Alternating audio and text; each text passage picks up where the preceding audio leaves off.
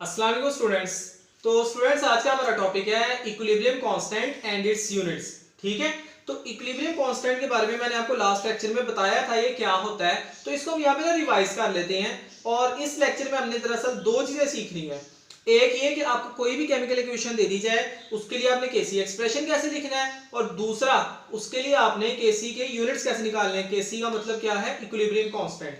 ठीक है, तो इक्विलिब्रियम कांस्टेंट के बारे में जैसा कि मैंने आपको लास्ट लेक्चर में बताया था, ये होता क्या है, ये एक रेशो है। रेशो किसकी है, ठीक है, डिनोमिनेटर। अच्छा, जब बेटा हम रेशो लिखते हैं ना, तो रेशो हम लिखते हैं इस तरह ऑफ और टू की फॉर्म में।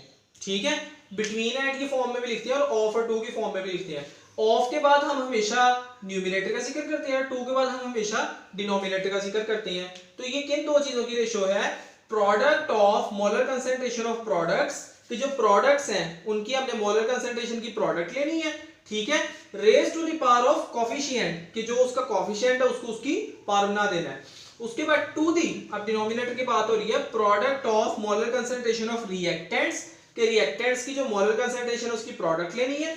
Raise to the power of coefficient, के जो उसका कोफिशिएंट है उसको उसकी पावर बना देना है। ठीक है, तो ये बेटा इसका मैथमेटिकल एक्सप्रेशन इस तरह ही है कि ये एक रेशो है, ऊपर जो है वो प्रोडक्ट यानी मोलर कंसंट्रेशन ऑफ प्रोडक्ट्स की raise to the power of coefficient, और नीचे क्या, product of molar concentration of reactants raise to the power of coefficient. उसके बाद नेक्स्ट ये उसने जो बात बताई हुई है, अक्सर बच्चे कंफ्यूज हो जाते हैं जब वो केसी एक्सप्रेशन लिखते हैं, इसलिए बेटा मैंने आपके लिए ना लास्ट में एक असाइनमेंट भी रखी है, उसमें मैंने आपको 3-4 केमिकल रिएक्शंस दिए हैं, उनके आपने खुद केसी एक्सप्रेशन लिखने हैं और खुद आपने उनके यूनिट्स निकालने हैं। ठीक है, तो चलो बेटा वहां से आपकी ना काफी प्रैक्टिस हो जाएगी।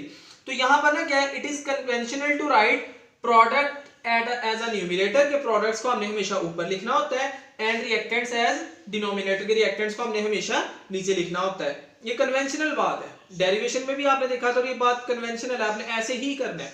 उसके बाद कह रहा है कि अगर हमें बैलेंस्ड केमिकल इक्वेशन पता हो, बैलेंस्ड केमिकल इक्वेशन कौन सी होती है, जिसमें हमें नंबर ऑफ मोल्स भी पता होते हैं। ठीक है, तो हम उस इक्वेशन से केसी एक्सप्रेशन भी निकाल सकते हैं और उसके यूनिट्स भी निकाल सकते हैं। अच्छा बेटा, यहाँ पे आपका बहुत ही इंपॉर्टेंट एमसीक्यू है, काफी दफा बोर्ड में आया हुआ है कि वैल्यू ऑफ केसी किस चीज पे डिपेंड करती है। तो बेटा ये बात आपने याद रखनी है, value of K C only and only depends on temperature. सिर्फ टेम्परेचर ही केसी की वैल्यू को कम ज्यादा कर सकता है, उसके अलावा कोई ऐसा फैक्टर नहीं है, चाहे कैटलिस्ट हो, प्रेशर हो, ठीक है, और भी कोई कंसंट्रेशन हो, कोई ऐसा डेंसिटी हो, कोई भी ऐसा फैक्टर नहीं है जो कि केसी की वैल्यू को चेंज कर दे किसी भी केमिकल रिएक्शन के लिए।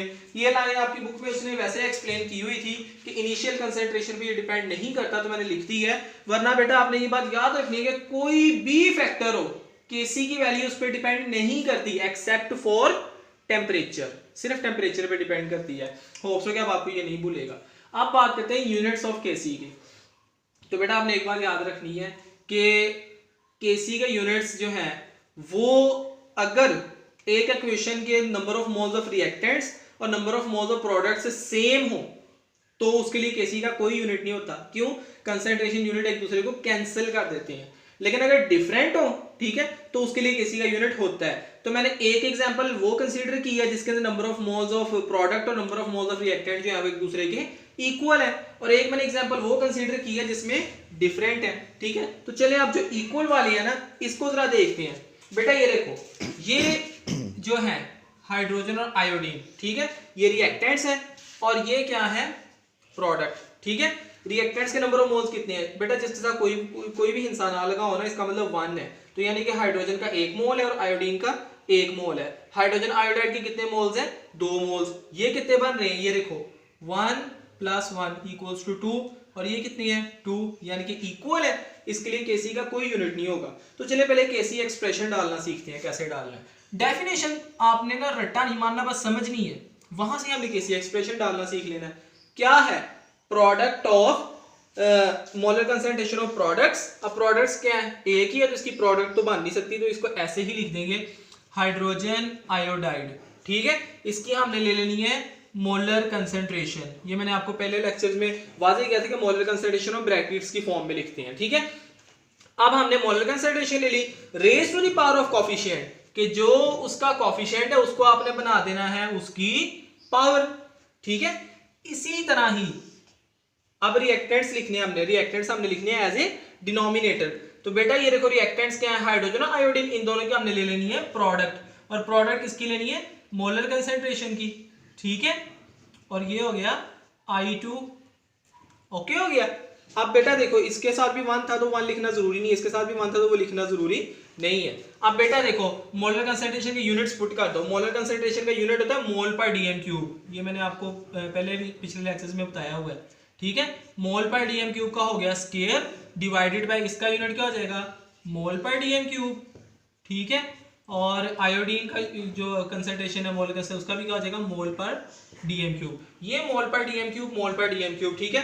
ये इसका क्या बन जाएगा, स्क्वायर। तो केसी का एक्सप्रेशन कैसे आ जाएगा, ऊपर मोल पर डीएम क्यूब का स्क्वायर आ गया, ठीक है, डिवाइडेड बाय मोल पर डीएम क्यूब का स्क्वायर, ठीक है।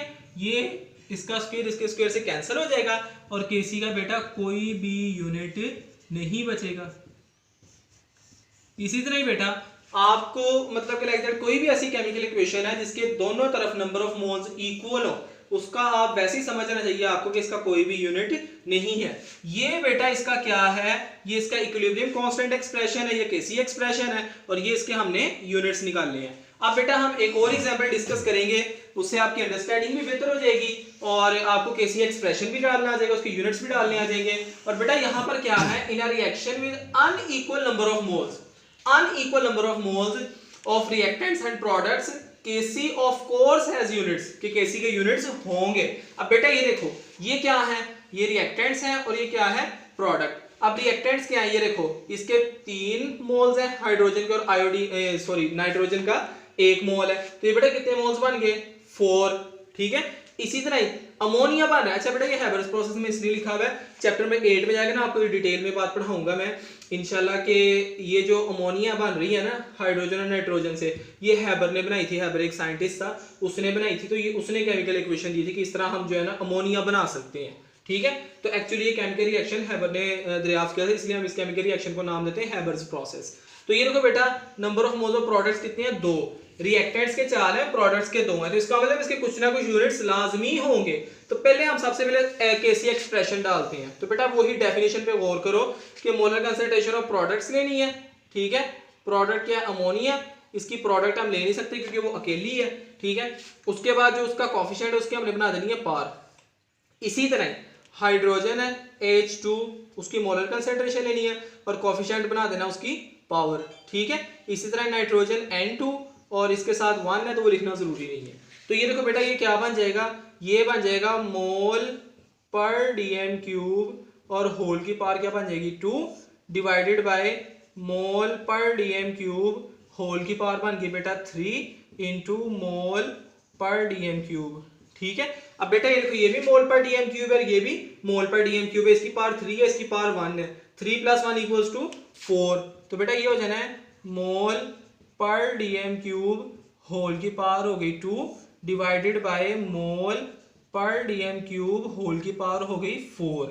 अब बेटा आप लोग जानते हैं कि अगर हम सेम बेस से पावर को उठा के ऊपर को लेके आए तो वो अगर प्लस हो तो माइनस हो जाती है, अगर माइनस हो तो प्लस हो जाती है। तो अगर मैं इसको उठाकर ऊपर लेकर आऊं तो ये बन जाएगा मोल पर डीएम क्यूब होल की पावर 2 - 4, ठीक है। और ये बेटा आ जाएगा मोल पर डीएम क्यूब होल की पावर -2, ठीक है। और बेटा आप लोग जानते हैं कि जो पावर्स हैं वो आपस में क्या हो जाती हैं, मल्टीप्लाई हो जाती हैं। तो केसी का क्या यूनिट यहाँ पर बना हमारे पास, इसकी पावर 1 है, 1 को -2 से मल्टीप्लाई किया तो मोल की पावर आ गई -2, ये -3 है और -2 से मल्टीप्लाई किया तो +6, ठीक है। तो डीएम क्यूब की पावर आ गई 6। तो ये बेटा हमारा केसी का यूनिट बना है इस इक्वेशन के लिए। तो ये देखो बेटा यहाँ पर हमने केसी का एक्सप्रेशन लिख लिया और यहाँ पर हमने इसका यूनिट निकाल लिया। अब बेटा ये जो आपसे चीजें हैं ये एमसीक्यूज में बहुत ज्यादा पूछी जाती हैं, ठीक है। तो आपसे एमसीक्यू में पूछी जाए, आपको पता है आपके पास 1 मिनट होता है वहां पे पर एमसीक्यू, ठीक है। तो वहां पर आप अगर इसको करने की कोशिश करेंगे तो ये आपका काफी टाइम कंज्यूमिंग है। तो मेरे पास एक शॉर्टकट मेथड है, आप उससे इजीली फाइंड कर सकते हैं केसी के यूनिट्स, ठीक है। तो बेटा उसका मेरे पास शॉर्टकट मेथड क्या है, आपने लेना मोल पर डीएम क्यूब की पावर डेल्टा n है नंबर ऑफ मोल्स। अब डेल्टा n किसके इक्वल है, number of moles of products minus number of moles of reactants. अब इसी इक्वेशन को हम देखते हैं। तो बेटा ये देखो इस इक्वेशन के हवाले से मोल पर डीएम क्यूब, ठीक है, डेल्टा एन क्या बनेगा, जो number of moles of products हैं वो 4 है और number of moles of reactants क्या है 2 है, सॉरी प्रोडक्ट्स के 2 है ये देखें, और number of moles of reactants क्या है 4 है। तो ये आंसर क्या आ जाएगा -2। तो आपने इसकी पावर लिख देनी है -2, क्योंकि डेल्टा एन किसके इक्वल है -2 के इक्वल है, ठीक है। तो बेटा ये देखो मोल की पावर आ जानी है -2 और डीएम की पावर आ जानी है डेसीमीटर की पावर 6। तो बेटा ये देखो ये एग्जैक्टली वही आंसर आया जो कि मैंने सॉल्व करके निकाला था। तो इसी तरह बेटा आप किसी भी मतलब कि इक्वेशन के लिए आपके पास ये शॉर्टकट मेथड है। अगर आपको शॉर्ट क्वेश्चन में आता है तो आप इसको डिटेल्ड मेथड से करें, अगर आपको एमसीक्यूज में आता है तो आप इस तरह शॉर्ट मेथड से कर लें, ठीक है। तो ये था बेटा आपका equilibrium constant and it's units. और ये बेटा मैंने आपके लिए कोई असाइनमेंट बनाई है, ये 4 केमिकल इक्वेशंस दी हैं मैंने, आपने इन सब के केसी एक्सप्रेशंस भी लिखने हैं और इन सब के लिए केसी के यूनिट्स भी निकालने हैं। और बेटा अगर किसी को किसी किस्म की कोई कंफ्यूजन हो तो वो मुझसे पर्सनली कांटेक्ट कर सकता है, कमेंट सेक्शन में पूछ सकता है। अगर किसी ने मुझे बाद में असाइनमेंट चेक करने के बाद दिखानी हो वो भी मुझे दिखा सकता है। तो बेटा इसको अच्छी तरह देख लें, बुक से भी रीड आउट कर लें, और किसी का कोई भी क्वेश्चन हो, कोई भी कंफ्यूजन हो तो बेटा you are free to ask, frankly आप मुझसे पूछ सकते हैं। Thank you so much.